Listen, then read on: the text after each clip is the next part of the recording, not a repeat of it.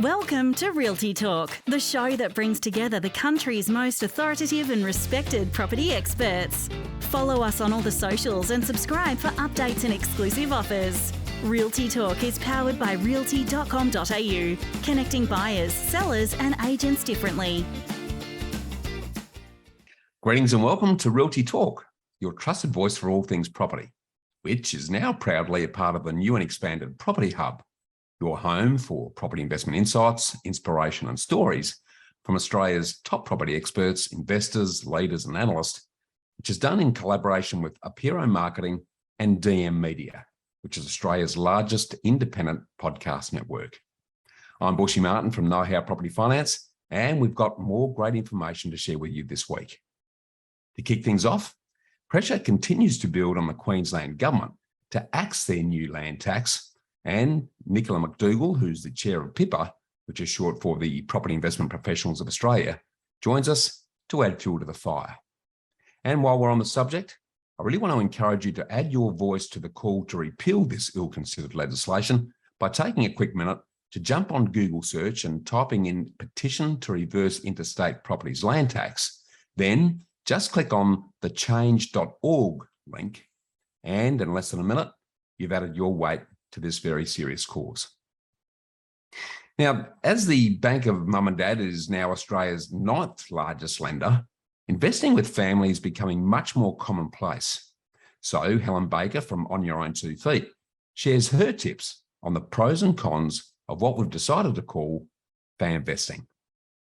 And to close off the show, securing a property can be challenging if you don't have the cash deposit on hand. So Grant Bailey from Deposit Assure opens our eyes to the opportunities with deposit bonds. And before we get into it, make sure you don't miss another episode of Realty Talk by subscribing to Property Hub on your favourite podcast player, where you'll get 2 powerful episodes of Realty Talk as well as the Get Invested podcast delivered to you each and every week. And make sure that you also sign up on the realty.com.au homepage, where you'll get a free copy of my award-winning book, Get Invested, just for making the effort. We've got more great property gold to share with you, so let's get on with the show. Greetings and welcome. Now, as we mentioned recently here on Realty Talk, the Queensland State Labor Government has recently instituted major changes to land tax that are likely to slug interstate landlords and retirees who own investment property with potentially tens of thousands of dollars more in land tax from the middle of next year. In response, the Real Estate Institute of Queensland recently reported that property investors are tired of being the ATM for the Queensland government, and this double tax grab is likely to have a detrimental impact on the appeal of investing in Queensland. So to dig in deeper to the details and the likely impacts of this short-sighted money-grabbing political move, we're joined by Nicola Mcdougall, the chair of the Property Investment Professionals of Australia, affectionately referred to as PIPA. So welcome back to the show, Nicola. Hi, Bushy. Thanks for having me on to talk about this schmozzle. Yes, it never ceases to amaze me that everyone jumps on the bandwagon at the last minute and comes up with half-baked schemes and reactive ideas. But sort of dig into this one, can you sort of talk us through what changes have the actual Queensland government legislated in relation to the land tax treatment? It's interesting, Bushy, because the policy came out in December, I believe, 2021. And I remember at the time, there was a bit of noise about it, but it was just so ridiculous that, we didn't really, I just thought that there was no way that it would ever see the light of day. So the policy is a first of its kind, because it's that not clever, is that anybody who owns property in Queensland, you don't have to be living in Queensland. So if you own property in Queensland and you breach the land tax threshold here in Queensland, they will also take into consideration the value of your other real estate holdings in other states and territories to calculate your total land tax bill here in Queensland. And obviously this means, that they think it's completely in their right to tax properties that are outside their legal jurisdictions, but B, that people that were never, had never had to pay land tax before may be paying land tax for the first time, and certainly will probably be paying a huge increase in land tax. And some people may be paying double tax on the same property. Interesting. Are you able to give us a bit of an example of, what the land tax cost increases are going to look like? What's hilarious, Bushy, I think obviously over the last few weeks, there has been a concerted and not necessarily coordinated campaign from various stakeholders and industry bodies such as ourselves and the REOQ to point out, the legislation to people that it may affect. I actually recently sat down with the Queensland Shadow Treasurer to discuss this, because what had happened was a few weeks ago, I was in Toowoomba, of all places, doing a presentation. And the room was full of probably about 100 people who were mainly retirees. One probably could classify them as higher net worth individuals. In the Q&A section of this presentation that I was there to do, I thought, okay, well, I'll just ask the people in this room if they know about the new Queensland Land Tax. Not one person. Not one person knew. And that was a few weeks ago, which was that they quietly made it law in the end of June, or around about the end of June. So that was I was just horrified. And as soon as I left there, I rang Antonia Mercarella from the REOQ and told her what I had experienced, because so it's kind of strange, because even on the state government's website that explains the new land tax, they're not even trying to hide the fact that there will be significant financial imposts on investors. For example, one of the scenarios that they have on their website shows an investor's land tax increasing from $2,000 per year to $8,000 per year. And I think the example with that one was someone who had a property in Queensland but also had a property in Melbourne, and therefore that Melbourne property now became fair game for them to tax. So what we're talking about there is, several 100% increases to land tax. And until relatively recently, my understanding is that they hadn't communicated any of these changes to the people that it affects until relatively recently, I think in the last week or so. Very interesting. Well, based on that example you just given, that's a 400% increase in the land tax bill. That's just for one person who might have to, and obviously Queensland has been on the radar of investors for many years. It has continually been the number one location in our PIPA investment sentiment survey every year. I mean, it's been number one for so long, it's kind of a bit boring, so we have had a huge influx of investors, interstate investors into Queensland over certainly the last 5 years. And now those people who are not domiciled here in Queensland, who are actually living in Sydney and Melbourne and Darwin or Hobart, are now potentially having to pay land tax for the properties that they own outside of Queensland. Scary. Quick clarification then, is it the legislation retrospective and therefore apply to existing interstate Queensland investment property owners, or will only impact on new interstate purchases? Do you know? My understanding is that it comes into effect from the 1st of January 2023. So I believe that is whoever owns what on that date. My understanding is, I don't think it is for new purchases. It is for anybody. We might need to clarify this. I certainly haven't heard that it's retrospective. That hasn't come up in any of the conversations I've been a part of. But I do know that the line in the sand is the 1st of January next year. Okay, it'd be interesting to see how they roll that out, and even more interesting when it comes to the administration of this, because a Queensland state government trying to keep track of land values in another state is going to be very challenging, I would have thought. But my understanding, Bushy, is that their estimates were that it was going to bring in a grand total of $20 million extra revenue every year. However, that they haven't outlined the administrative costs associated with administering such an absurd policy. But on top of that, seemingly there's an element where they're expecting interstate investors to self-report. That's going to be fun. So that one, I say. Absolutely. So just sort of putting this in context then, what are the flow-on effects that this is likely to have as you see it? Well, I mean, what's ridiculous about this policy yet again, and I know we've spoken about this a few times on the show, is that it's, another financial sledgehammer on investors at a time when there is a critical undersupply of rental properties around the nation, and one of the worst places in the country is southeast Queensland.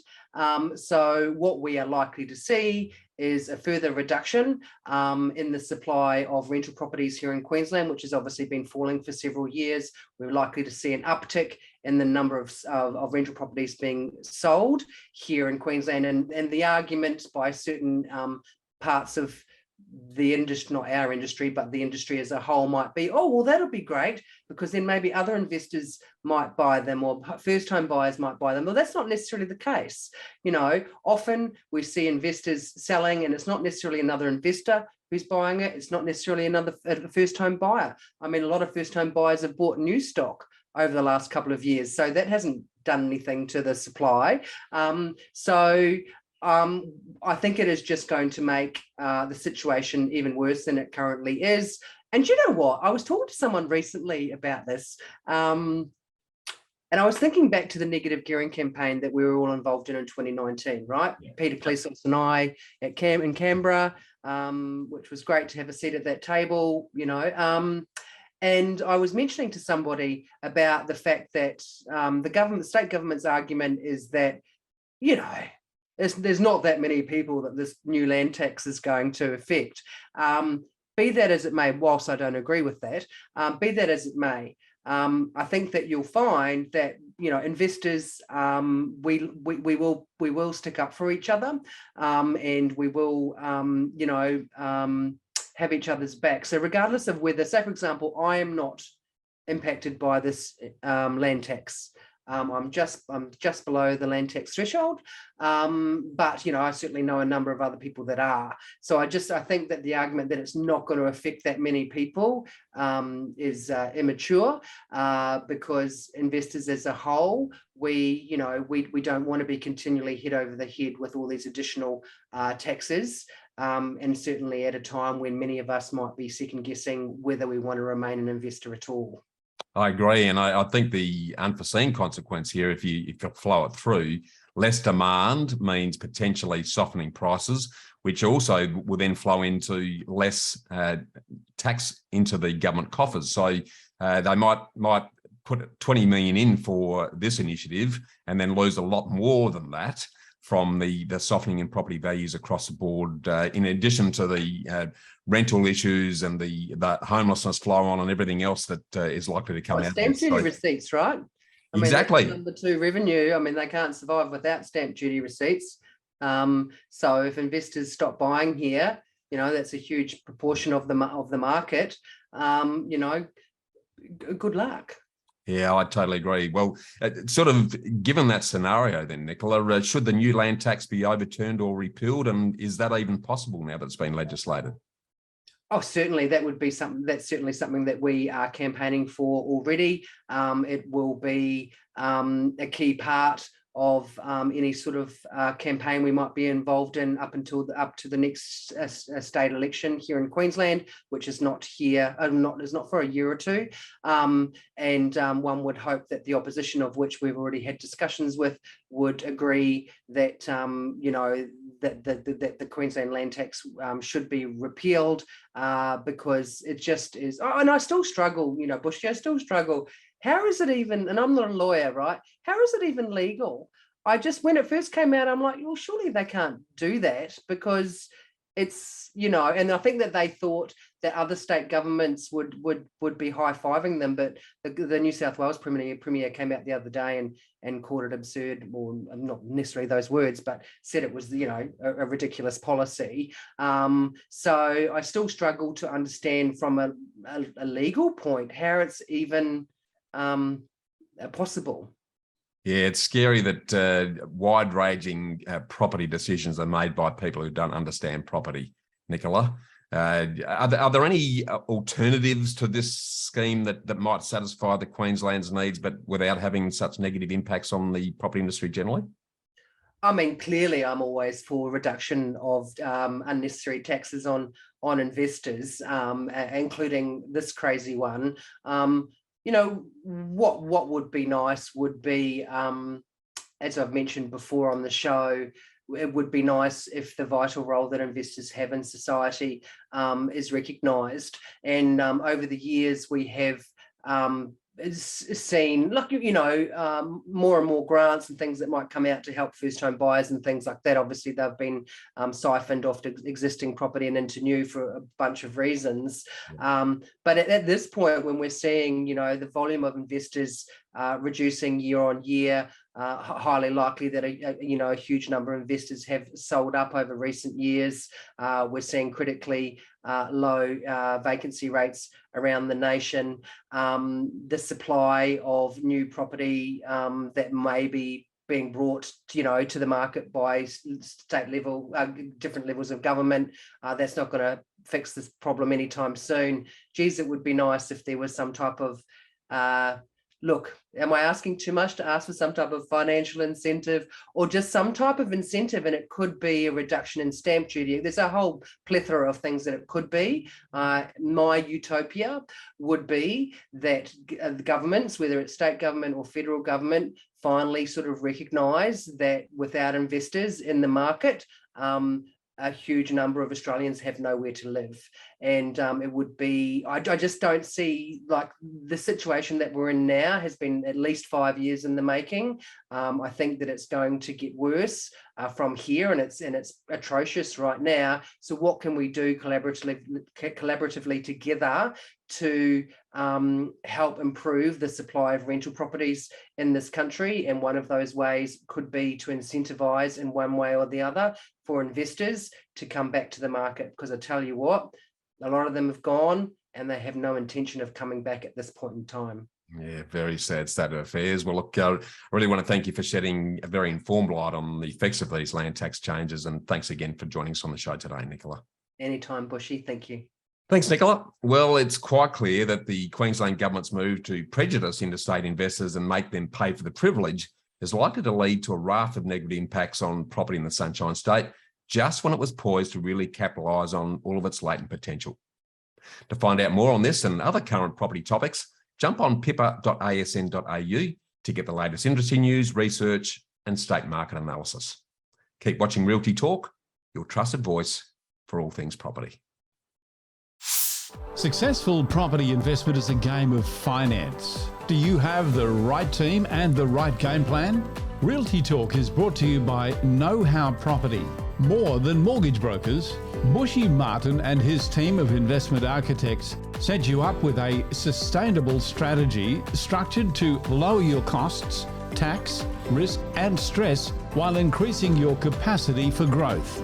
Know How has helped over 1,900 homeowners and investors secure more than $800 million in property wealth. So get set to live more, work less, and live your legacy. Want to know how to invest in your freedom? Visit knowhowproperty.com.au. Hi and welcome. Have you ever considered investing with family members? Because, as they say, blood's thicker than water. But sadly, bad business can break families apart overnight. And co-investing with family is no exception. It's got the power to thrive, or equally, the power to destroy and end in tears. Now, this is particularly relevant in the current home buyers world, where many are increasingly relying on the bank of mum and dad to help fund their property purchases. So, to dive into the pros and cons of investing with other members of your family, we're joined by well-known and highly renowned financial advisor, Helen Baker, who's the founder of On Your Own 2 Feet. And she's also the author of 2 books of the same name, one on financial independence and the other focusing on divorce. So welcome back to the show, Helen. Hi, Bushy. Hi, everybody. Great to have you on board again, Helen. So diving into this subject, why would you and wouldn't you invest with family? I think one of the big reasons is the economies of scale. You know, we look at, like you said, the bank of mum and dad, but you look at people who are single women now, which is massive, and men too, whether they've chosen to be that way or they are divorced or widowed. It's like, okay, well, how do they get their own property? or how do they buy properties to invest in? So particularly if you're single, you want to tee up with a sister or a brother or your parents. It's a great opportunity to do that. For a lot of people, it helps them get on the property ladder that they may not even be able to get onto if they didn't have that help. And I think the other thing that's happening in Australia that's common in other countries is we have multiple generational living now, more than we ever had before. So, it gives you an opportunity to all go into a house together. Perhaps then you start to extend it to provide, and you're building wealth through that process. Yeah, awesome. No, that's spot on. So what are some of the considerations that we need to take into account when investing with family then, Helen? Document. So the amount of times that you see problems where he said, she said, I thought you meant that, and this was the way it was, and I went in at 50%, but then I paid for this and you paid for that. So there's obviously, it never goes smoothly in anything, not because it has to be bad, just more like things change. People get different things in their life. Should they get married, or should they have children, or should they lose their job or have a health, or choose to do other investments as well. So things will always change. Nothing sort of stays the same. So you need to plan for it. Make sure it's very clear. I always like to talk to people about what's the exit strategy. So just like you would in a business, how long do you think you want to commit to this for? And say it's property. Are you buying it with the intention that, okay, we're going to have this one until retirement, then we're going to sell it? Or is it like, okay, we're going to have this, and this will provide us an income stream in retirement to help support us in the future? So understanding and having those conversations is really important, because when it comes to that sale, particularly if there's an age difference, capital gains tax for one person while they're still working might be really bad. So having those conversations up front is really important. Obviously, if kids are involved, there are some other issues that you need to consider about who they bring into the home, how that's going to work. Is it purely investment, or is it actually residential, and how is that going to work? How much risk do you take around your own investments and your own security to help them get into the market?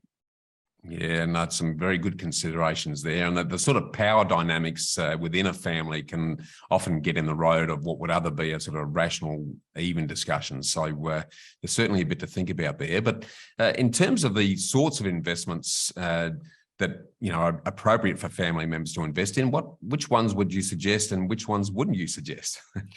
So I think the ones that make the biggest sense are the big items. So the things that perhaps you want to share the risk on, such as, like it could be a rental property, could be a commercial property, even a block of units maybe, or a development. Can be a business at times, but depends whether you're involved with it or not, whether, how that really plays out. You might even take on things like some renovation projects, even holiday apartments, with the intention maybe that you all get to use it, or it could just be purely investment. A lot of those areas where it's a big physical item is good. Can also be things like collectibles and art and wine, if somebody in the family is really clever with those areas. But generally you see it around property is one of the biggest areas where it's a big item and needs to be shared, or chooses to be shared for risk management. Yeah, no, it's a good spread there. So I sort of bring this all together then, Helen. What are the pros and cons of joint family investment? I think the pros are around that economies of scale. Again, that ability to start doing multiple things, because you might have your super, but here are some other things that you can do to invest, or you may invest them through super, which is a whole other topic in itself. But I think you can draw on the collective wisdom of people. There's also tax benefits, if you think about what structure you buy it in, whether it is a self-managed super fund or whether it's a trust. And so the ability to spread the tax perhaps across people means that the overall wealth can possibly become bigger. And also, if you don't need to sell them, but you're living off the income, you build a legacy for the whole family. The cons are probably about how much it could impact relationships, especially if something goes wrong. And sometimes it might not be between the family members or the friends who've bought together. It could be from some outsiders, the in-laws / what they call the outlaws. Yes. But it can also reduce your ability, something goes wrong. We often can maybe turn to, the bank of mum and dad. But if mum and dad are involved, that could reduce the ability to go back there.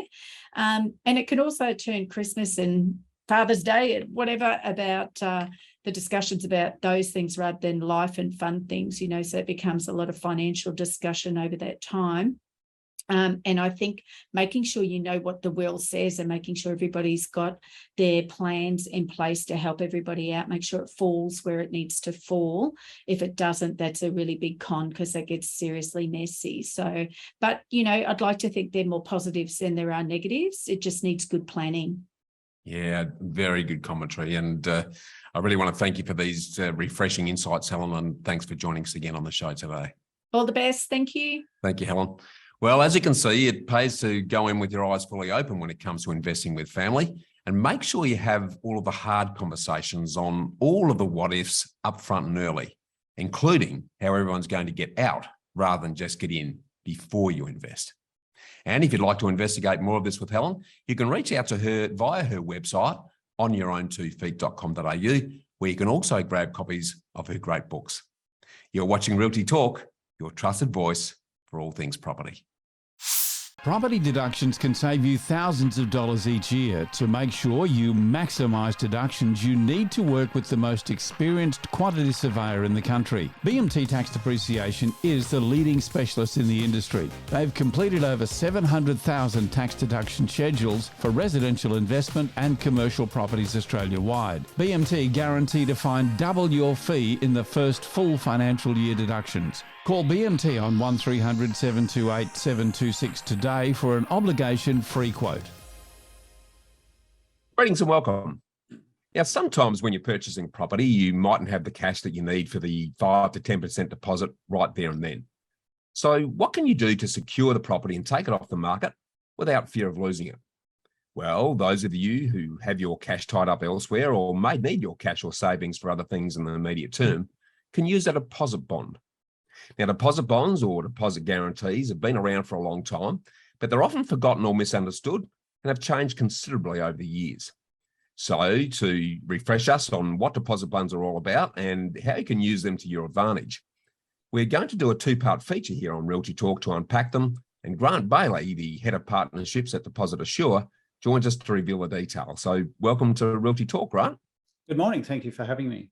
Yeah, great to see you, mate. Now, Grant, to start with the basics and the obvious, what is a deposit bond in very simple layman's terms?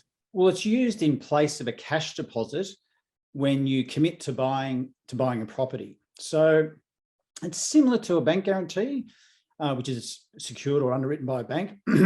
However, this is an insurance type product underwritten by QBE. So the best way of explaining it is probably to give an example. If you were buying a property, let's say for $800,000, when you commit to buying the property, oftentimes that's called the exchange, you have to pay a cash deposit of 10% of that $800,000 or $80,000. And then when it comes time to complete on the purchase and take ownership of it, which varies in time for a month or two, or a couple of months, 2 or 3 months, you come up with the balance of the money, which is the 720, being 800 less the 80 you've paid. However, a lot of people don't have that cash deposit at hand at the time they want to commit to buying the property for a variety of reasons. So in those instances, you can purchase the deposit bond, and effectively that's handed over when you commit to buying the property to your lawyer or conveyancer, which then is provided to the vendors, conveyancer or solicitor. And because you pay a fee for that, but because you haven't paid any cash deposit, you then have to come up with a full purchase price at completion being the 800,000. So does that make sense? Yeah, it certainly does. Well, let's sort of leverage up that a little bit, because I'd love you to expand on when and in what situations and circumstances would property purchase actually consider using a deposit bond. Sure. Well, I think essentially if you've got the cash, you don't need a deposit bond. However, there's a range of examples where people, for whatever reason, don't have the cash at hand when they want to commit to buying. So it could be, for example, upsizers who have purchased a property a number of years ago and looking to upsize because new kids come into the family, etc. And all their money is being built up through property price growth, and they don't have the sufficient funds to pay the full deposit amount, but they're good for the purchase. So they've demonstrated that they have their loan in place and are good to purchase the property. So So that's upsize as an example. Downsize is another classic example where empty nesters, asset-rich, cash-poor, are looking to downsize out of their current property into another property. And once again, all their money is tied up in the equity in the current property, and they can quickly facilitate a deposit bond to commit to buying the new property. Investors is another opportunity. Obviously, if you're wanting to purchase a property, particularly if borrowing 100%, you don't want to put down that cash deposit when you commit to buying the property at exchange. So once again, that's certainly a buyer profile that suits the product. And then, of course, you have first home buyers who might be getting a family pledge loan, the banker mum and dad, and they have their full loan approved for, say, 80% of the purchase price, plus their parents are guaranteeing the other 20%. However, to buy, once again, to put that deposit down, the parents might not be able to purchase or leverage out of their existing property to pay the deposit. So once again, first home buyers. So they're probably the four markets that can use it: first home buyers, upsizers, downsizers, and investors.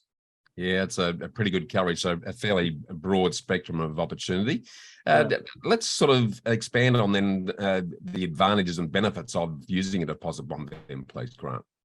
Well, I think it's mainly that you can take action now to secure a property where otherwise you might not be in a position to be able to. And it's not because the product's not for people that don't have the capacity to buy. So it's certainly not for speculative purposes or anything like that, but it's simply a cash flow issue more than anything, where the great advantage is they can secure it today but are good for the purchase down the track. So someone might have, for example, exchanged on a property to sell their existing property, but they've spotted something that's going to auction tonight, being Tuesday night at an auction house, and they can get onto that auction, make a bid, and knowing that they're good, they've sold their existing property and they'll be able to complete on the new purchase.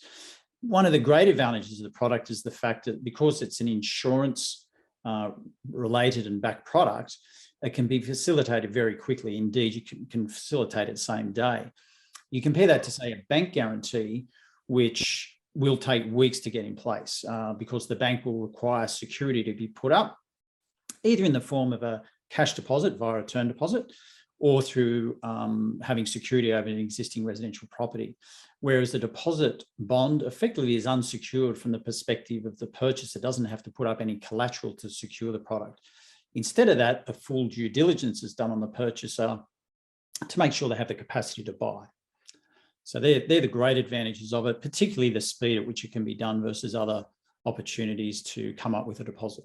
Yeah, no, that's gives us a pretty good idea. On the flip side of that then, Grant, what are are there any risks or downsides to using deposit bonds? No, there's not really. I mean, it's as long as you're good for the purchase, there's no risk in it. It's a product that's been around for over 30 years. And so it's a standard wording in certain contracts throughout Australia. It's a standard wording to provide for the use of the deposit bond product. So it's in terms of risk for consumers, there aren't any really, so long as they can demonstrate they have the capacity to purchase that new property. Yeah, I guess having if they're financing the purchase, having a financing approval in place would be probably necessary to you and your team to give them that confidence. So is that a fair statement? Yeah, I mean, there's two ways you can qualify for a deposit bond, and keep in mind there's two niche products, if you like. So there's the short-term existing registered title property, which we class as a short-term deposit bond, which is up to 6 months. To qualify for that, you need to either demonstrate you have the funds to complete, and that can be through a loan approval and or the sale of an existing property or shares and things of that nature. Yep. Alternatively, if your loan's not fully approved, so if it's relying on a loan approval, it needs to be subject to valuation. Alternatively, if you haven't got the loan fully approved, we can do an assessment based on your income and equity in an existing property and qualify you that way. So they're the two ways for the short-term product. For the long-term product, because loan approvals aren't valid for months or indeed years that are associated with off-plan purchasing, Yep. We rely on having equity in an existing property to qualify. So they're the two different ways you qualify, and it depends on the type of product and need that you're using the deposit bond for. Yeah, it makes complete sense. Now, finally, the big and obvious question, what does a deposit bond cost?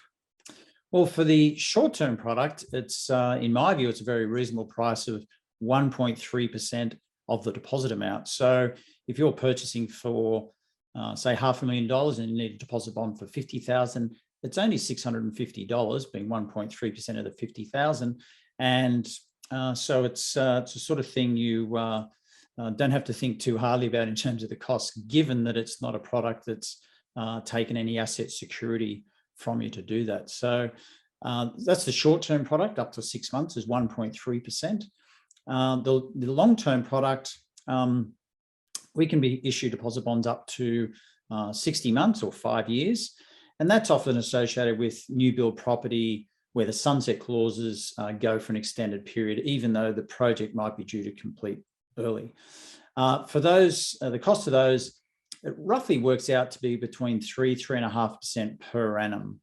Yep. So for example, a deposit bond for 24 months will cost around about 7% for that period. But once again, if you look at comparing that to secured lending rates, 3.5% per annum, it's sort of on par. And I think as things progress into this year and next year, it'll be even more cost effective in the coming market.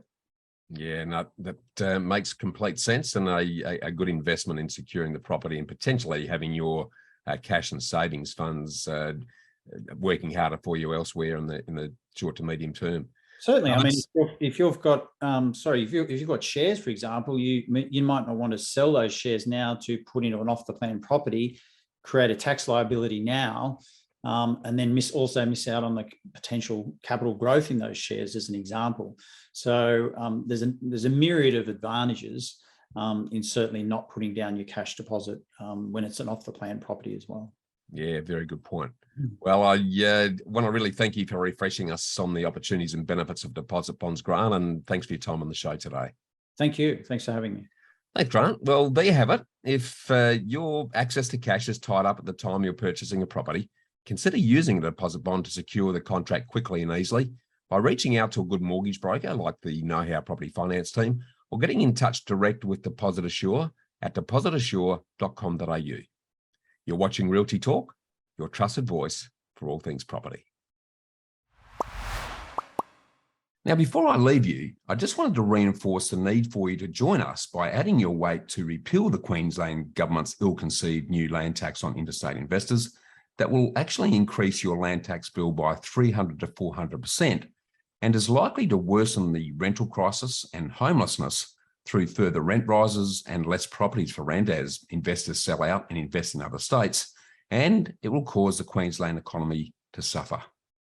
So this legislation needs to be repealed, and the only way to make this happen is to add your name and voice to a petition by taking a moment to jump on Google search and type in petition to reverse interstate properties land tax, then just click on the change.org link, and in less than a minute, you've added your weight to the cause. And if you're as keen as I am to see this land tax increase reversed, send a message directly to the Queensland Treasurer Cameron Dick by going to cabinet.qld.gov.au/ministers portfolios/Cameron Dick, and let him know that you're one of tens of thousands who believes this investor land tax is going to be bad for Queensland. Now, that brings us to the end of this week's show. Another big thanks to our guests, Nicola Mcdougall, Helen Baker, and Grant Bailey. And to make sure you don't miss another episode of your trusted voice in all things property, subscribe to Property Hub on your favourite podcast player, where you'll also enjoy the Get Invested podcast delivered to you each and every week. And make sure you sign up on the realty.com.au homepage, get a free copy of my award-winning book, Get Invested. And while you're there, make sure you check out one of Australia's most extensive range of properties for sale from over 7,000 real estate agents nationally, where you'll even find properties that aren't listed anywhere else. Thanks again to realty.com.au, BMT Tax Depreciation, Apiro Marketing, and DM Media for their ongoing support. I'm Bushy Martin from Know How Property Finance. Remember to always get invested, and I look forward to seeing you again next week. Miss something in this week's show or want to catch up on past shows? Do it anytime at realty.com.au, where we connect buyers, sellers and agents differently.